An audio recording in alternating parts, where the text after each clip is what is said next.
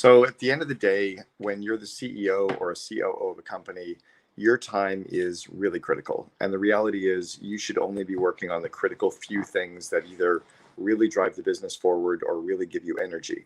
And if you're working in the business and around the administrivia, around the details, around stuff, the reality is you're not driving the business forward. So I spoke with a CEO this morning, and they were up until midnight last night pulling down a whole bunch of logos off of a bunch of different websites of all their clients' logos to do some basic marketing on it. And I said, like, why didn't you sub that out? Like, just pass that off to an EA or to a virtual assistant or somebody.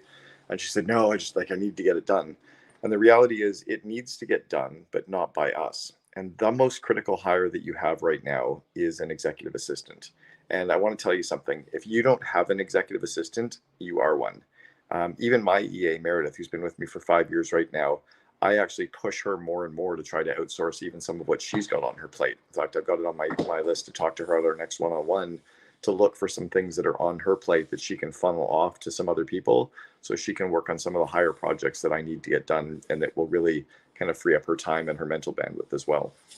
So I want you to think about that as a CEO for a second.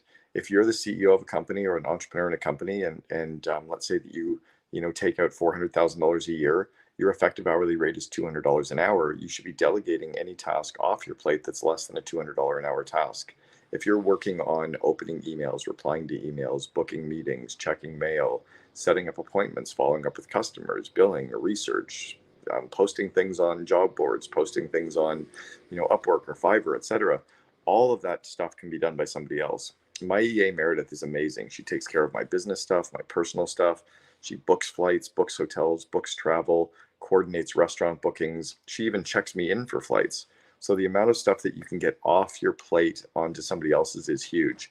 And I'm always asked by entrepreneurs and CEOs, when should I hire a second in command?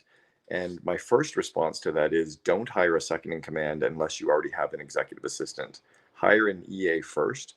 Use that to really free up your time, to leverage your time to get more stuff off your plate. And then look to hire a COO or a second in command much later, maybe a year later. You also really don't want to underpay your EA. If you're looking for a proper EA, you want to pay them properly. You want to take care of them. You want to give them bonuses, give them flex time, give them vacation time, give them vacation pay. I pay my EA 5 weeks paid vacation every year. I pay her very well. I give her good bonuses. Last year, I sent her and her family away on a trip to Mexico for a week. But really looking to take care of your EA as a real extension of you and not look at it as like a small little role that you're only going to pay $35,000 a year for. These are people that you should be treating fairly and paying well and looking at them as an extension of you. So super helpful for you in your business to think about how to leverage your free time or how to leverage your time, and hiring an executive assistant is a key one. If you don't have an executive assistant, you are one.